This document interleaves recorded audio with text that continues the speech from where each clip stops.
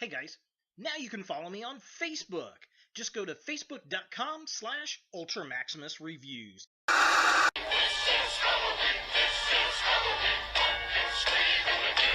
Oh no, this is Bombad! Please no, why? Oh, please stop.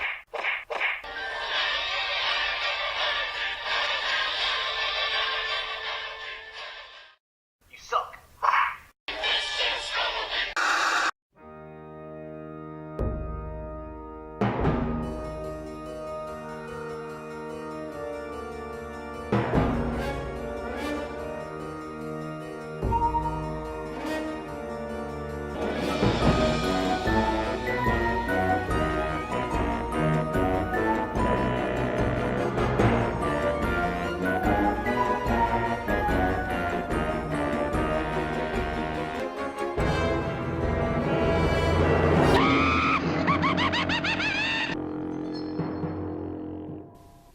Hello YouTube, Ultra Maximus back with 31 horror toys in 31 days! And today we're taking a look at a figure set from the Nightmare Before Christmas 25th Anniversary Walgreens exclusive from Diamond Select. It's Lock, Shock, and Barrel. Of course, these are the world's greatest trick-or-treaters from the Tim Burton claymation special back in the 90s.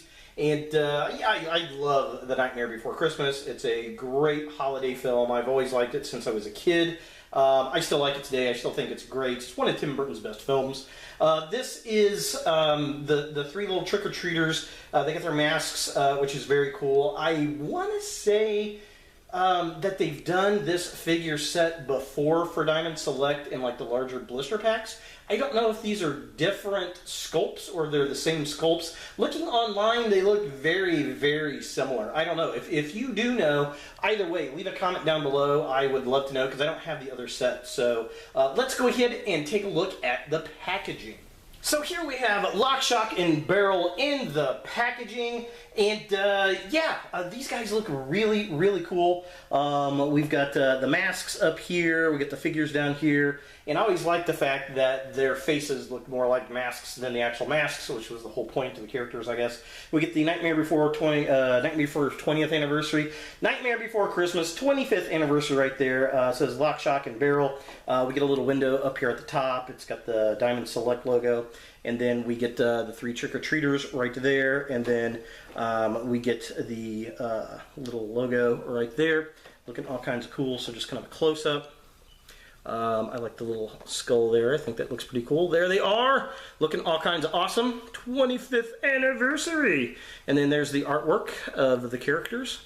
Very cool, very comic book looking. And then there's the logo right there for the 25th anniversary. Here is the back of the packaging.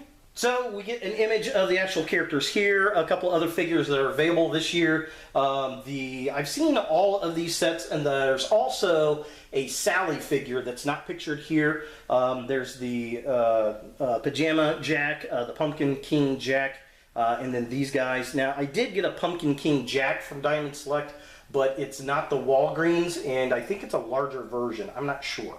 But I'll definitely be taking a look at it here this year for 31 Horror Toys. And then we get a write-up right there of the characters. So just kind of a close-up. There it is. There they are, looking all kinds of cool. There's the other figures in the wave, minus Sally. And then if you want to pause and read this, you are more than welcome to. And that's pretty much it for the packaging. Let's go ahead and get this trio out of box and see what we think. So here we have Lock, Shock, and Barrel out of the packaging, and I gotta say, 2 out of 3 of the figures are pretty decent. It's Shock that is the problem. As you can see, she's kind of leaning forward. Her hat is so big and heavy that it just drags the figure over her neck. The joint in her neck is not strong enough to actually hold her up, so I'm waiting for her to fall over as I do this review here, because she just kept falling over when I had them on the coffee table, posing them around. And that is very, very, very disappointing. I'm just very sad about that.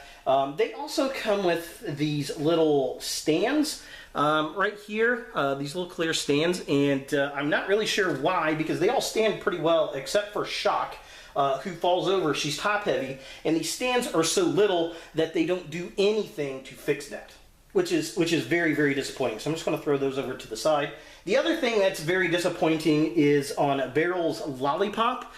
They did a really good job with the lollipop. The problem is his hands, he can't hold it. So I don't know why he's even got it. I mean, he had it in the movie, but if he can't hold it, it's really kind of pointless. So again, I like the accessory, but he can't use it.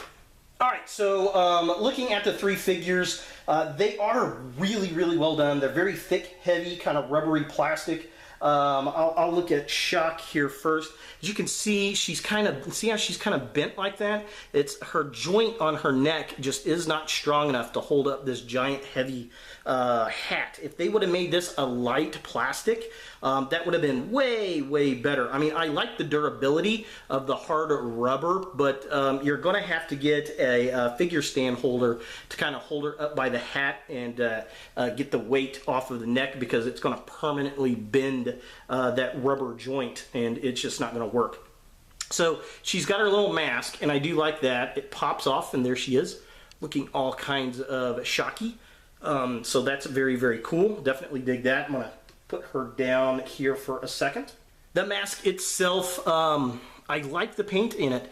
It's got some nice purple highlights washed in there, so that's very cool. It's just a clip-on mask, which is very nice, and it's kind of a dark blue on the inside, which is very, very cool. So just kind of throw that to the side there. And I don't know who did the voice of Shock. It was a lady. I know that the voice of Locke was done by Paul Reubens, Pee Wee Herman, and then Beryl was Danny Elfman. And you can kind of tell from their figure sculpts and their character sculpts on the movie, because they kind of look like them. So looking at Locke, who is the leader of the group, there he is with his little mask. This mask pops off like that, revealing his face underneath. And again, some nice paint apps on the mask, if we can get it to focus. You know, the black mouth with the blue teeth, that looks really cool. Again, it just kind of clips, and it clips underneath his hair right there. So that's very, very cool. Now, I will say, in the packaging, his tail is twisted up underneath his body to get into the package. You have to turn that around, so FYI. And then finally, we've got Beryl over here, and he's the little skeleton kid, and his mask just comes off, and his just kind of sticks onto his face. You just kind of go over and push it on there, and it stays. So that's pretty magical. I mean, it's built exactly perfect. I think it's using the lips and the nose to really kind of stay on there, and then he's got some nice paint job as well. Reminds me of the Cheshire Cat from Alice in Wonderland, and then there he is, and again, he kind of looks like a crazy little Danny Elfman, except Danny Elfman I always think of having orange hair from Oingo Boingo. But all three look really, really good. It's just, it's so disappointing about Shock with her neck and that giant head. It just doesn't work very well.